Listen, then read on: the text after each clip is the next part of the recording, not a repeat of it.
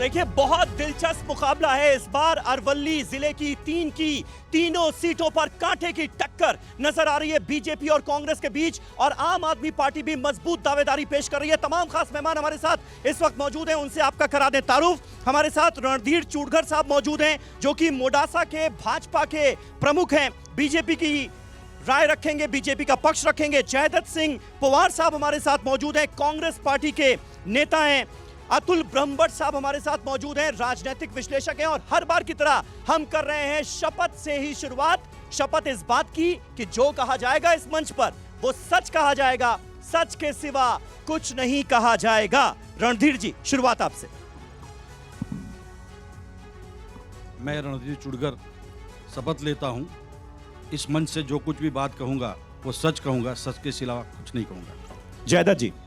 मैं जो यहाँ ये मंच पे जो भी कहूंगा वो सच कहूंगा, सच की। ये अनार उगा के हर साल 1 एकड़ की जमीन पर 10 लाख कमा रहे हैं। उनसे सीखना है तो फ्रीडम ऐप को अभी डाउनलोड कीजिए। सिवा कुछ नहीं होगा। अतुल भाई। मैं अतुल ब्रह्मभट्ट, जो कहूंगा वो सच कहूंगा, जो देखा है वही कहूंगा।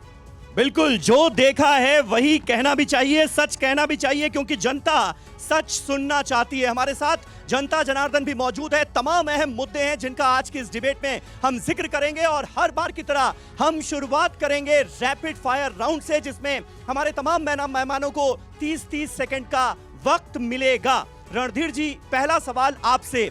ये तो कांग्रेस का गढ़ है, इस बार बीजेपी का कुछ स्कोप नजर आ रहा है या हवा कांग्रेस की ही देख रहे हैं आप भी?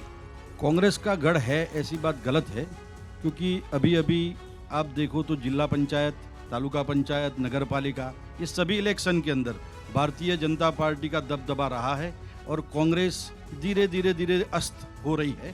तो इस इलेक्शन के अंदर अरवली की तीन सीट भारतीय जनता पार्टी प्रचंड बहुमंदी के साथ जीतेगी। ठीक है।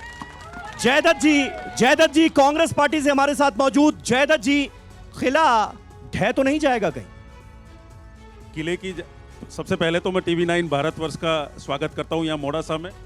और जहां तक किला ढहने की बात है, आपने 2017 का इलेक्शन भी देखा था, उसमें हमने इनको 100 तक नहीं पहुंचने दिया था। थोड़ी सीट रह गई थी, वरना हम लोग यहाँ पे सरकार में होते और गुजरात की जनता आज ये त्रासदी से मुक्त होती। ये इनका वहम है, जो ये 8 दिसंबर को ये वहम भी निकल जाएगा। ठीक है, तो किला बचा लेंगे आप ये दावा कर रहे हैं, और साथ ही साथ दावा ये कि सरकार बना लेंगे। अतुल जी, इन दावों में कितना दम नजर आता है, क्योंकि इस बार तीसरा प्लेयर भी बहुत अग्रेसिव तरीके से चुनावी समर में उतरा हुआ है, उसका क्या स्कोप? अब जो आप बात कर रहे हैं तीसरा प्लेयर की, वो तीसरा प्लेयर जो है वो कुछ दिखाई नहीं देता है, कभी कुछ मुफ्त में मिलता नहीं है, गुजरात वाले मुफ्त का लेते नहीं है। तो मेरे हिसाब से उनकी जो बात है वो ठीक नहीं है, क्योंकि गुजरात वाले सब कुछ खाते हैं, उनके टैक्स देते हैं, उनको पता है जो फ्री में आएगा उसका भी टैक्स हमको ही देना पड़ेगा। गुजरात वाले खुददारी से जीते हैं। देखो, भूकंप में भी खुददारी से जिए, भारत में भी जब बारिश की जो बात हुई तब भी उन्होंने खुददारी से जिया। तो फिर कैसी तरह फ्री की बात चल रही है? ये अनार उगा के हर साल 1 एकड़ की जमीन पर 10 लाख कमा रहे हैं। उनसे सीखना है तो फ्रीडम ऐप को अभी डाउनलोड कीजिए।